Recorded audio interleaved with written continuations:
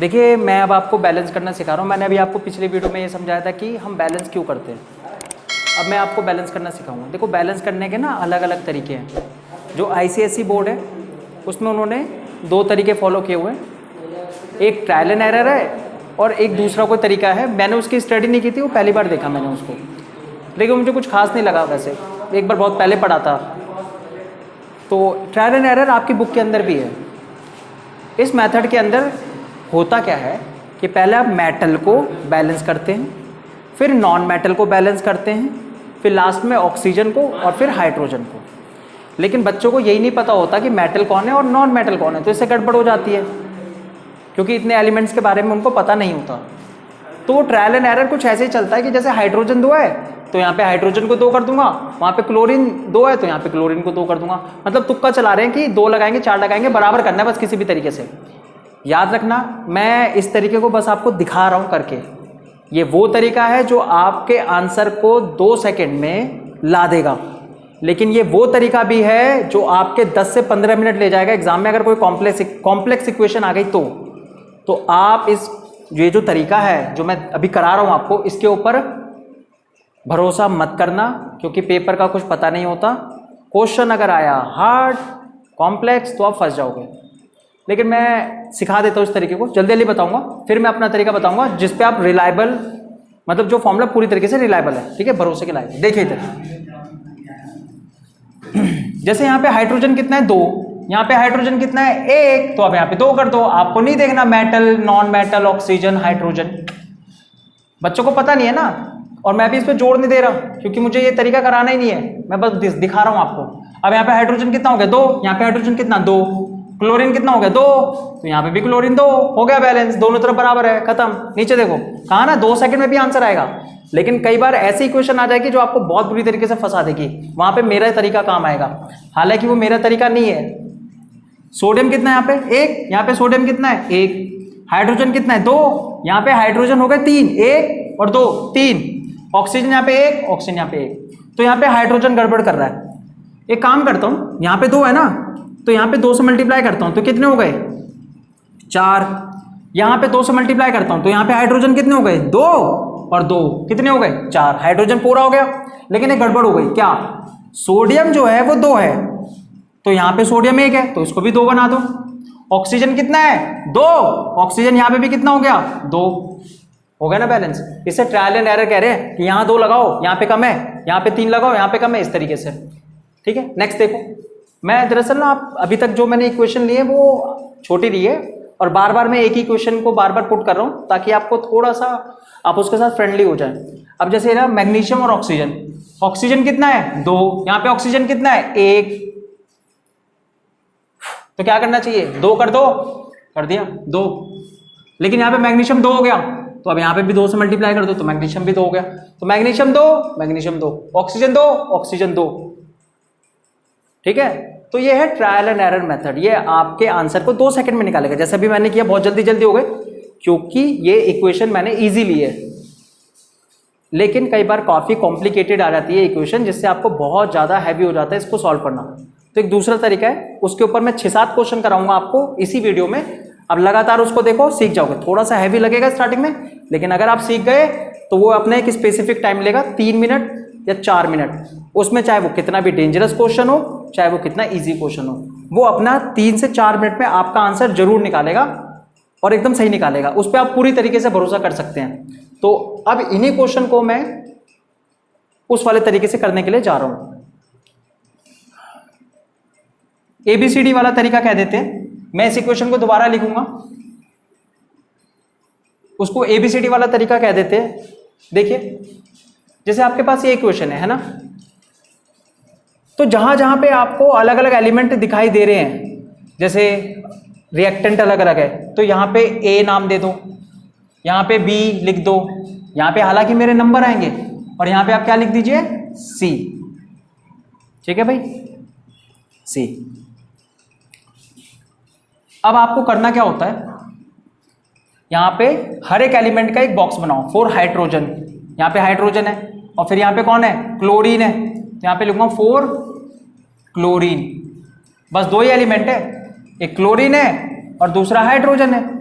तो देखते हैं हाइड्रोजन कहाँ पे है। हाइड्रोजन एक तो ए पे है, तो हाइड्रोजन ए पे है ए, लेकिन हाइड्रोजन के साथ क्या है 2, तो यहाँ पे 2A लिखना आप इस तरीके से। बात को समझो, जहां जहां पे आपको अलग अलग रिएक्टेंट अलग अलग प्रोडक्ट दिख रहे हैं उनके साथ में आप ABCD कोई भी अल्फाबेट दे दो। अब आपको अलग अलग एलिमेंट के लिए एक बॉक्सेस तैयार करने हैं, तो यहाँ पे सिर्फ 2 ही अलग अलग एलिमेंट है, एक है H और दूसरा है क्लोरीन। अब देखिए हाइड्रोजन कहाँ पे है ए पे, हाइड्रोजन के साथ क्या है 2, तो यहाँ पे 2 लगा दिया मैंने, 2A हो गया। अब यहाँ पे कहीं और है, अगर होता तो मैं प्लस में B भी लिखता, अगर यहाँ पे होता तो नहीं है ना। अब एरो है तो एरो के लिए इक्वल। अब यहाँ पे देखो H कहाँ है अब दोबारा C पर, तो ये लो जी C, तो H के लिए पूरा हो गया। अब नेक्स्ट देखते हैं क्लोरीन, क्लोरीन कहाँ पे है B पे, तो B पे क्लोरीन है तो B पे क्लोरीन, और क्लोरीन पे 2 है तो अब B पे 2 लगा दो ऐसे करके, फिर इक्वल का साइन डाल दो बीच में। अब क्लोरीन कहाँ पे है C पे। अब आपको करना क्या होता है, जब आपके सामने इस तरीके की इक्वेशन बन जाती है सभी एलिमेंट के लिए, अभी आपको ये हैवी लगेगा, लेकिन जब मैं इसके 6-7 क्वेश्चन आपको करा दूंगा तो आपको इजी लगेगा और ये आपको आसानी से क्वेश्चन को कर देगा। मतलब एक स्पेसिफिक टाइम लेगा लेकिन कर देगा, आसानी से कर देगा। अब इसमें जो सबसे ज्यादा बार आ रहा है, कौन है सबसे ज्यादा बार, C ऐसा है जो सबसे ज्यादा बार आ रहा है, तो आप उसको क्या ले लो 1, जो सबसे ज्यादा बार आता है उसे आप 1 ले सकते हो। कई बार ऐसी इक्वेशन मिलेगी जैसे C और B दोनों बराबर आ रहे हैं 3-3 बार, तो उनमें से किसी को भी आप 1 ले सकते हो। तो यहाँ पे C 2 बार आ रहा है सबसे ज्यादा बार, तो उसे 1 लेता हूँ, तो मैंने C को क्या ले लिया 1। अब आपने C को 1 ले लिया तो इससे A की वैल्यू क्या आएगी, ये 2 नीचे जाके डिवाइड होगा तो 1/2, ठीक है। अब C को आपने 1 ले रखा है तो B की वैल्यू क्या आ गई, B की वैल्यू भी 1/2 आ गई। तो A की जगह आपको क्या लिखना है 1/2, B की जगह आपको क्या लिखना है 1/2 और C की जगह आपको क्या लिखना है 1, क्योंकि आपने उसे 1 लिया था। अब ये बैलेंस हो चुका है, ये बैलेंस हो चुका है बिल्कुल, लेकिन आप कभी भी जो अणु होते हैं उनको फ्रैक्शन में नहीं रखना चाहते, तो इनके नीचे में क्या आ रहा है 2। अगर आप ऐसे पेपर में छोड़ देते हैं तो ये गलत नहीं माना जाएगा, ये बैलेंस है, लेकिन आप इसको फ्रैक्शन में नहीं लिख सकते। इसके आगे के जो मॉलिक्यूल्स है कि मॉलिक्यूल्स को शो करता है, आप इसको फ्रैक्शन में नहीं रख सकते कि आधे मॉलिक्यूल्स है या 3/4 मॉलिक्यूल्स है, ऐसे नहीं चलता। तो आप इसे होल नंबर में कन्वर्ट करो, जैसे कि नीचे 2 है ना, पूरी इक्वेशन को 2 से मल्टीप्लाई कर दो। जब आप इसको 2 से मल्टीप्लाई करोगे तो 2 से 2 कट जाएगा, H2 बचा। 2 से मल्टीप्लाई करो तो 2 से 2 कट जाएगा तो Cl2। यहाँ पे जब 2 से मल्टीप्लाई करोगे तो ये 2HCl हो जाएगा। देखो हाइड्रोजन 2 क्लोरीन 2। ये अपना एक टाइम लेता है 3 से 4 मिनट, ये बात तो तय है, लेकिन आपका आंसर एक्यूरेट होगा और 3 से 4 मिनट से ज़्यादा ये नहीं लेगा। अगर आपने ज़्यादा प्रैक्टिस की है तो ये टाइम कम हो जाएगा, 2 मिनट का या 2.5 मिनट का हो जाएगा। नेक्स्ट क्वेश्चन देखो, जैसे मैग्नीशियम है, ऑक्सीजन है, ऑक्सीजन ये ना, इसके नीचे 2 है, तो ये अनबैलेंस है अभी, तो इसको बैलेंस कैसे करें। सबसे पहले मैंने क्या कहा था A, यहाँ पे क्या लगाऊं B, जो अलग अलग एलिमेंट है वहां पे मुझे ABCD लिखना है, तो A थोड़ा ब्रैकेट डाल देना, पेंसिल से करने से क्वेश्चन पेपर पे, ताकि आपको पता ना चले। अगला लिया C। अब अलग अलग एलिमेंट कौन से हैं, अलग अलग एलिमेंट कौन से हैं, पहला तो एक मैग्नीशियम है, उसके लिए आपने एक अलग से ब्रैकेट बनाया। दूसरा कौन सा है, ऑक्सीजन, उसके लिए आपने अलग से बना लिया। अब जरा ध्यान से देखिए, मैग्नीशियम है और क्या है, ऑक्सीजन है।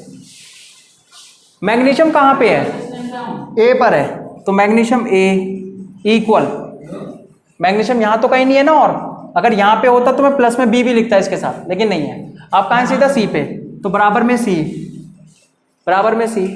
ऑक्सीजन कहाँ है, ऑक्सीजन B पर है, तो B पे ऑक्सीजन कितना है 2, तो यहाँ पे 2 से मल्टीप्लाई, फिर यहाँ पे बराबर का साइन डालिए।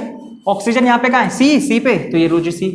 सबसे ज्यादा बार कौन आया, C, ठीक है, तो C को 1 ले लो, तो A की वैल्यू भी क्या आ गई 1।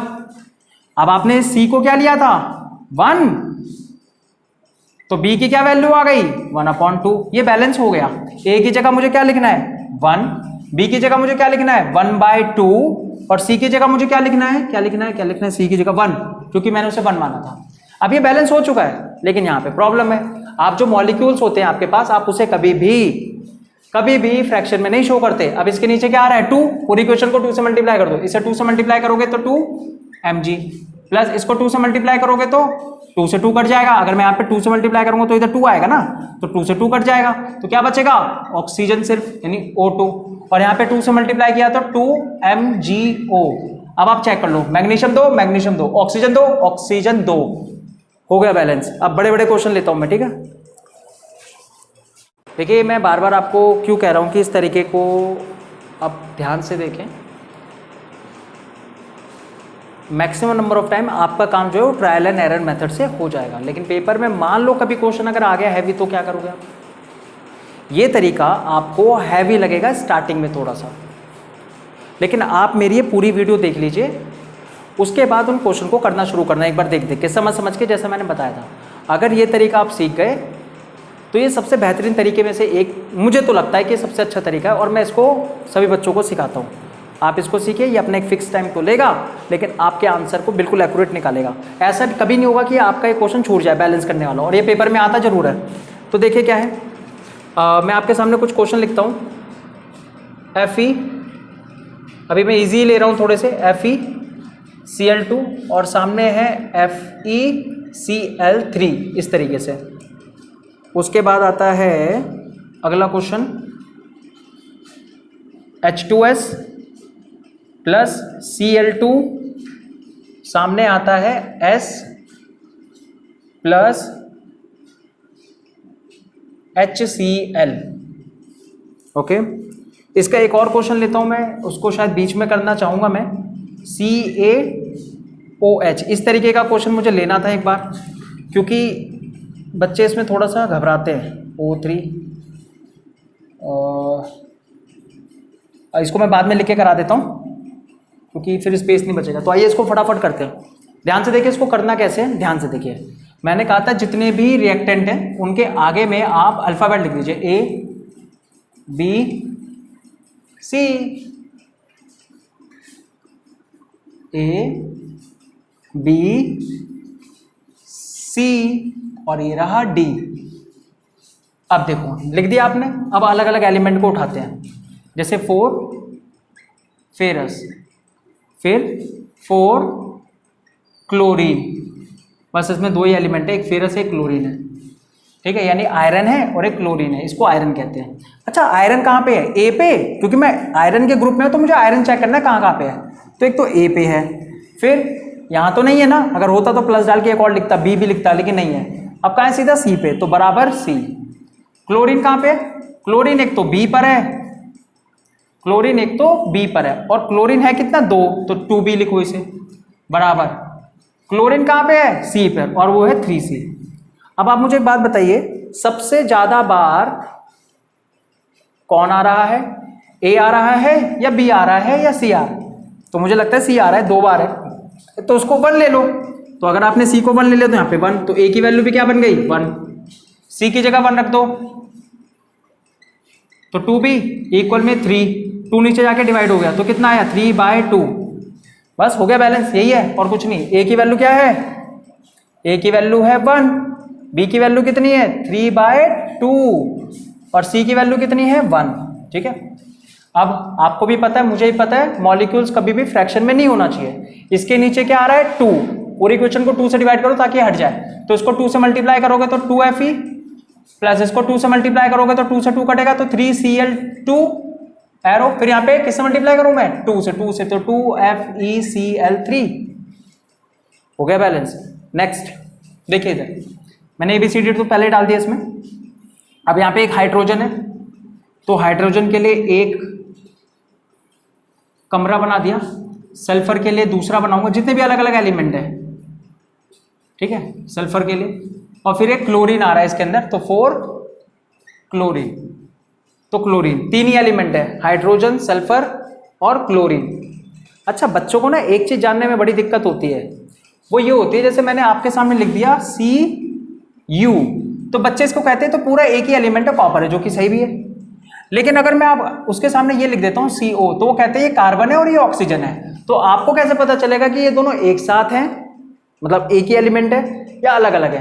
तो बात ऐसी है, जैसे क्लोरीन है, तो क्लोरीन को देख के ही पता लग जाएगा कि ये एक ही एलिमेंट है। ऐसा क्यों?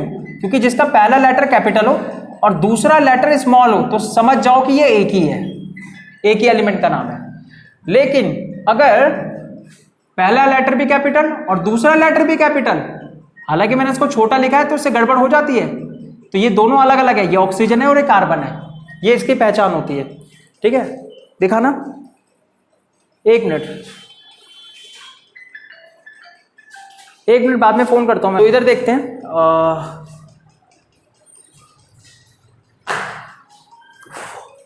तो मैंने इसको लिख लिया।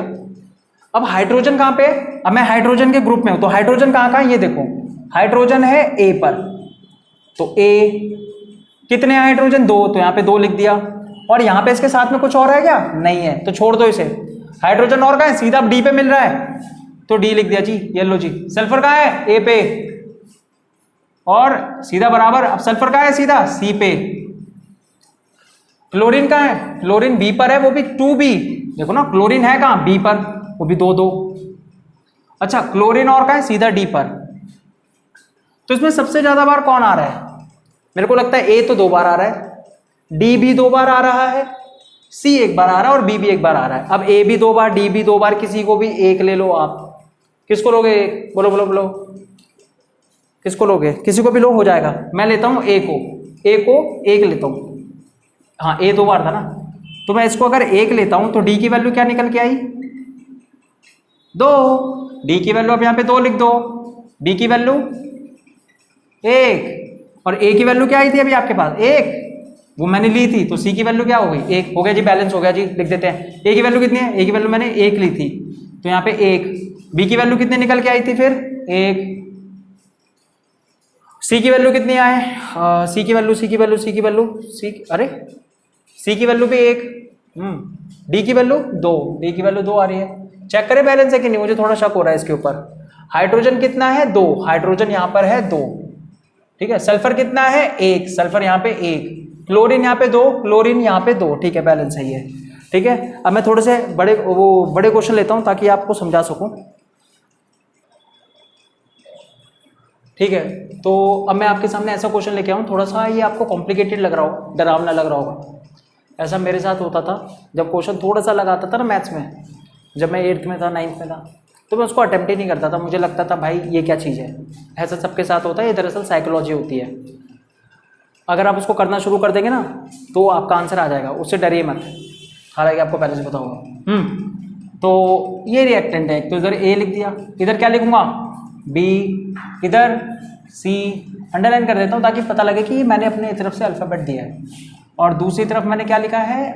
डी, ये ले लिया। अब इसमें देखो मैं अलग अलग एलिमेंट को कैसे लूँगा, जैसे देखो सी ए अलग है क्योंकि यहाँ पे स्मॉल है, तो मैं यहाँ पे लिखूँगा 4 कैल्शियम, कैल्शियम के लिए। फिर ऑक्सीजन अलग है, ऑक्सीजन तो अलग ही होता है, 4O यानी ऑक्सीजन। और फिर यहाँ पे कौन बचा? यहाँ पे बचा एक हाइड्रोजन, 4 हाइड्रोजन। ये वाला क्वेश्चन काफ़ी अच्छा होने वाला है।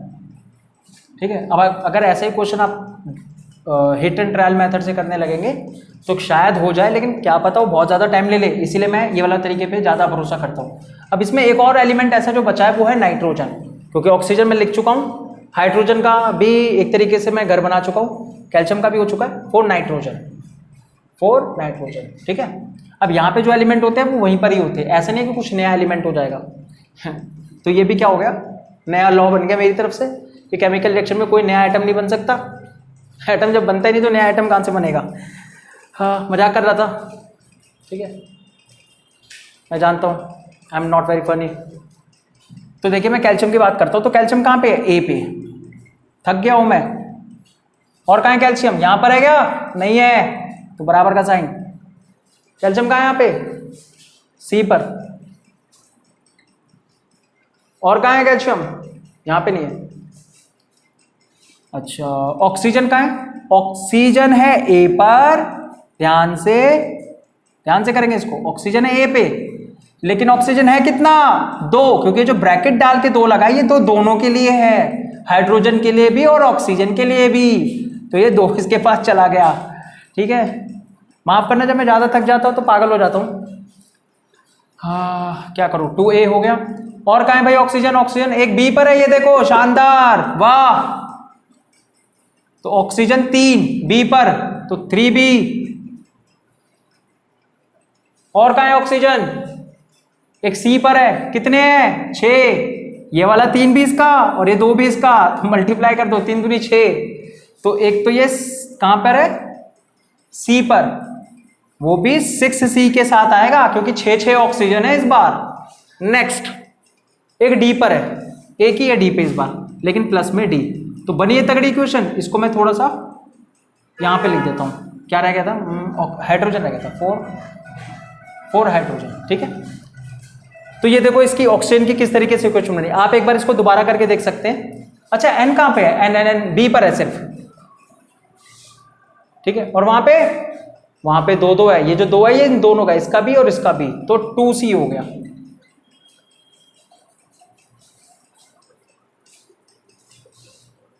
अब हाइड्रोजन की बात करते हैं। हाइड्रोजन कहां पे है, हाइड्रोजन एक तो ए पर है, वो भी 2A, और कहां है हाइड्रोजन, बी पर, वो भी एक ही बी है, तो प्लस में क्योंकि रिएक्टेंट में है। अब हम बात करते हैं प्रोडक्ट में, तो हाइड्रोजन कहां है, हाइड्रोजन ये रहा डी पर, वो भी 2D। तो ये इक्वेशन बन गई। आप मुझे एक बात बताइए कि सबसे ज्यादा बार कौन आ रहा है, ए 1 बार, 2 बार, 3 बार, सी कितनी बार, 1 बार, 2 बार, 3 बार, ए भी 3 बार, सी भी 3 बार, बी कितनी बार, 1 बार, 2 बार, 3 बार, ये भी 3 बार, डी वो 2 बार आ रहा है। तो किसी एक को भी आप एक ले सकते हो, तो किसको लो, मर्जी है, किसको लो, ए को लो, किसको लो, चलो सी को ले लेता हूँ। सी को 1 लिया तो ए की वैल्यू भी 1 निकल गई, कोई फर्क नहीं पड़ेगा, किसी को भी ले लेना। अब सी की वैल्यू 1 लिया था तो सी की वैल्यू 1 ले ली, तो ये लो जी, बी की वैल्यू भी क्या निकल के आई आपके पास, 2, बी आ गया 2, ए की वैल्यू 1, और सी को तो मैंने 1 माना ही है। अब डी की वैल्यू चाहिए, तो इस इक्वेशन में पुट करने का कोई फायदा है नहीं अभी, मतलब कर सकते हो, आंसर आ जाएगा, लेकिन इजी तरीके से यहाँ पे आ जाएगा। ए की वैल्यू कितनी है 1, बी की वैल्यू कितनी है 2, और डी यहाँ से आ जाएगा आपके पास, 2 1 2 और 2D, यहाँ पे आया 4 और ये वाला 2 नीचे, तो डी की वैल्यू क्या निकल के आई 2। हो गया जी, इसकी जरूरत ही नहीं पड़ी। चाहते तो इसको इसका यूज भी कर सकते थे। ए की वैल्यू कितनी है 1, ये लो जी, बी की वैल्यू कितनी, बी 2, बी की वैल्यू 2, बी 2, सी की वैल्यू सी कहाँ गया, सी मैंने 1 माना था, और डी की वैल्यू मैंने 2 निकाली है, तो 2, तो बी 2, ए की वैल्यू 1, सी की वैल्यू भी 1 थी, और यहाँ पे फ्रैक्शन में नहीं आ रहा तो उसको ऐसे छोड़ेंगे। अगला क्वेश्चन देखते हैं कैसे होगा। ये मैंने ले लिया ए, इसको लिया मैंने बी, सी, और यहाँ पे डी, इनको अंडरलाइन कर दीजिए ताकि आपको पता चले आप उसे कार्बन ले लो सी को। अच्छा, तो पहले ये है पोटेशियम, देखो अलग है, ये बड़ा के है, ये बड़ा एच है, तो यहाँ पे लिखूंगा 4K का मतलब होता है पोटेशियम, 4 हाइड्रोजन, यहाँ पे लिखूंगा 4 हाइड्रोजन, फिर ये है कार्बन, 4 कार्बन, फिर 4 ऑक्सीजन। तो भैया ये हिसाब है। अब देखते हैं के कहां पे, के एक तो ए पे है, वाह जी वाह, के ए पर है, और के कहां पे है, एक बी पर है, ये देखो बी पे सीधा इक्वल के बाद, तो भी 2B लिखूंगा मैं उसे, क्योंकि उसके साथ 2 है, तो और कहीं पे के नजर तो नहीं आ रहा, बस इतना ही है। एच कहां पर है, एच एक तो ए पर है, तो ए लिख दिया। अब और कहां पे है एच, चलो चेक करते हैं कहां पर है एच, यहां पे तो नहीं है, बी पर, यहां पर है, वो भी 2C, उसके बाद नहीं है, ठीक है जी, ये अच्छी बात है। सी कहां पर है, एक सेकेंड, ये क्या हो रहा है, हाँ कार्बन कहां पे, कार्बन एक तो ए पर है, तो ए फिर इक्वल, फिर कार्बन और कहां पर है, बी पर है, तो बी, फिर कार्बन यहां पे तो नहीं है, फिर यहां पे कार्बन है डी पर, तो प्लस का डी। ऑक्सीजन कहां पर है, 3A, क्योंकि ऑक्सीजन में 3 है, ये ए पर है, बराबर का साइन, और कहां है ऑक्सीजन, बी पर, वो भी 3 ऑक्सीजन सी पर है, और ऑक्सीजन डी पर भी है। आइए देखते सबसे ज्यादा बार कौन आ रहा है। एक बात बताऊं, सबके स्टार्टिंग में देख लो, ए आपको हमेशा मिलेगा, 4 इक्वेशन में 4 बार ए है, सबसे ज्यादा बार इसी को मान लेते हैं, इससे ज्यादा क्योंकि कोई और हो भी नहीं सकता।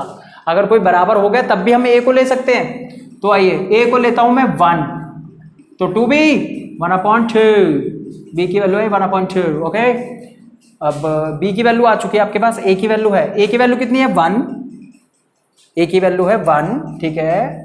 बी की वैल्यू क्या निकाली मैंने अभी 1/2, तो यहाँ से आपके पास डी आ सकता है, इसको इधर लेके आया 1, ये माइनस हो गया डी। एलसीएम लो, इसके जो कुछ नहीं है 1, 2 ही आएगा एलसीएम। देखो आप बड़ी क्लास में आ चुके हो, एक के साथ कोई दूसरा नंबर हो तो एलसीएम में वही नंबर आता है। अब एक का टेबल कितनी बार पढ़ूंगा कि 2 आएगा, 2 बार, 2 को इससे मल्टीप्लाई, 2 एकम 2 माइनस 2 का बाड़ा कितनी बार पढ़ूंगा कि ये वाला 2 आएगा, एक बार, एक को इससे गुना कर दो 1, तो डी ये कितना है 1/2, तो डी की वैल्यू आ गई आपके पास, ठीक है जी। बी की वैल्यू आ गई, डी की वैल्यू आ गई, और ए मैंने अपनी तरफ से लिया था, तो ये लो जी ए अपनी तरफ से लिया था, तो ये लो जी सी की वैल्यू भी आ गई 1/2। क्या क्या आ चुका है, ए आ चुका है, बी आ चुका है, सी आ चुका है, डी आ चुका है, जरूरत नहीं पड़ी। ए की वैल्यू मैंने क्या ली थी 1, तो बी की वैल्यू मैंने क्या ली है, बी की वैल्यू मैंने क्या ली है 1/2, ली नहीं है, निकाली है। सी की वैल्यू कितनी है, सी की वैल्यू 1/2, डी की वैल्यू भी 1/2। ओके, अगर ये क्वेश्चन आपको मैं ट्रायल एंड एरर मेथड से देता ना तो बहुत दिक्कत होती है आपको। इसमें आपको कुछ नहीं करना है, इक्वेशन को सॉल्व करना है, आंसर आएगा 1/2 है, नीचे 2 है, 2 से मल्टीप्लाई, तो कितना आएगा 2KHCO3, 2 से 2 कटा तो K2CO3, यहाँ पे कितना बचा H2O, क्योंकि 2 से 2 कट जाएगा, ये भी कितना आएगा CO2। तो ये हुआ आपका बैलेंस। आप इसको एकदम ध्यान से जो मैंने क्वेश्चन कराए हैं उनको साथ के साथ नोट करें। जैसे आप वीडियो चल रही है ना, एक बार आप दोबारा चलाएं और उसको साथ के साथ नोट करते चले जाएं। यहाँ पे बहुत ज़्यादा सफोकेशन है, बहुत ज़्यादा गर्मी है, रुक जाओ बेटा, रुक जाओ, रुको रुको। बच्चों को बताने तो मैं बहुत मेहनत करता हूँ, तो मेरे फेस पे मत जाना, बहुत दिक्कत हो रही है पढ़ाने में अभी। और वीडियो प्लीज़ देखिए, क्योंकि ऑफलाइन क्लासेस नहीं हो रही है।